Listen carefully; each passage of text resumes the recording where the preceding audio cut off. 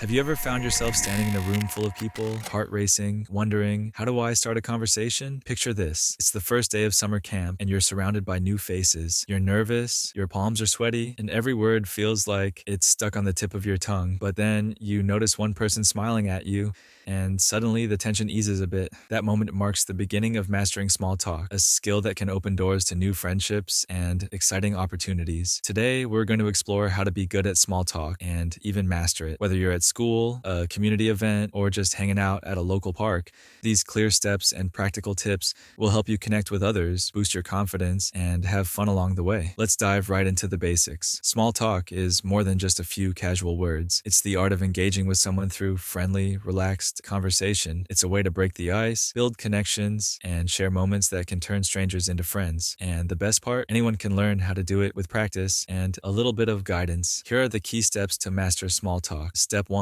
Prepare your mindset. Before you even step into a conversation, it's important to set your mind in the right place. Start by thinking about the conversation as a fun and simple way to learn something new about someone else. Remind yourself that every person you meet has a story, and you have your own unique story to share. This positive mindset is your first key to success. Remember, confidence begins with belief. Even if you feel nervous, telling yourself that you're ready to connect is a powerful start. Think of your mind as a friendly place where ideas flow freely. This preparation will help you feel more relaxed and open to conversation. Step 2. Make a great first impression. Your first few seconds with someone new are critical. A warm smile and friendly body language set the tone for a positive conversation. When you meet someone, look them in the eyes, smile, and greet them with a simple hi or hello. This small gesture communicates that you're approachable and interested. Your body language speaks volumes. Stand or sit up straight, keep your arms relaxed, and use natural gestures. These subtle signals show that you're engaged and ready to share in a conversation. Step 3. Start with a simple question. Starting a conversation can be as simple as asking a question. Think of an easy question that anyone can answer. For example, how has your day been so far? Or what did you think of the event today? Questions like these invite the other person to share something about themselves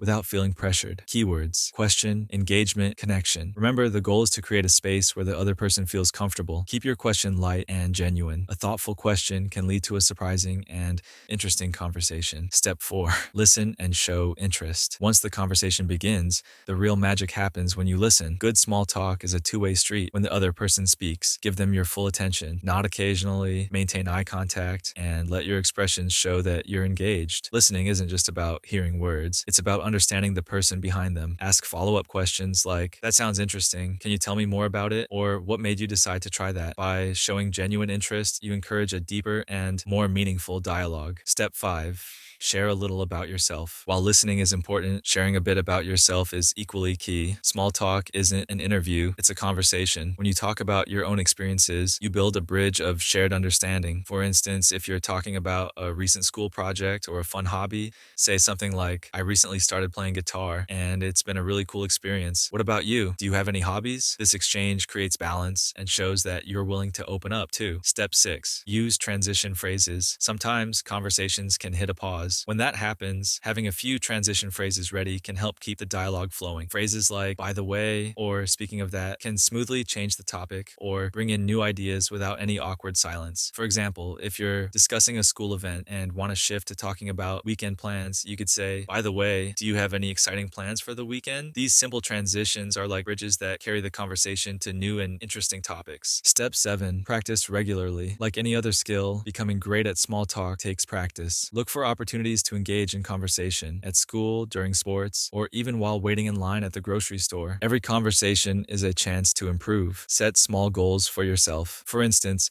challenge yourself to start a conversation with one new person each week. Over time, you'll find that initiating and maintaining conversations becomes more natural and enjoyable. Step 8. Embrace silence and humor. Not every moment in a conversation needs to be filled with words. Sometimes a brief pause is okay. It gives you both a moment to think. And don't be afraid to use humor. A lighthearted joke or a funny observation can make the conversation more memorable and enjoyable. Just remember, humor is a tool that, when used appropriately, can break the ice and create a comfortable atmosphere. Laughing together is one of the fastest ways to build connection and reduce any lingering awkwardness. Step 9. Adapt and be flexible. Every conversation is unique, so it's important to be flexible. Sometimes the topic might shift unexpectedly, or the other person might bring up something you weren't prepared for. That's okay. Being adaptable means you're ready to steer the conversation in new directions without feeling overwhelmed. If you sense that the topic isn't working or the other person seems disinterested, try a new angle. You could say, "That reminds me," or "I've also heard about." Flexibility shows that you're attentive and willing to go with the flow of the conversation. Step 10. Wrap up the conversation graciously. Knowing how to end a conversation is just as important as starting one. When you feel that the conversation has reached a natural pause,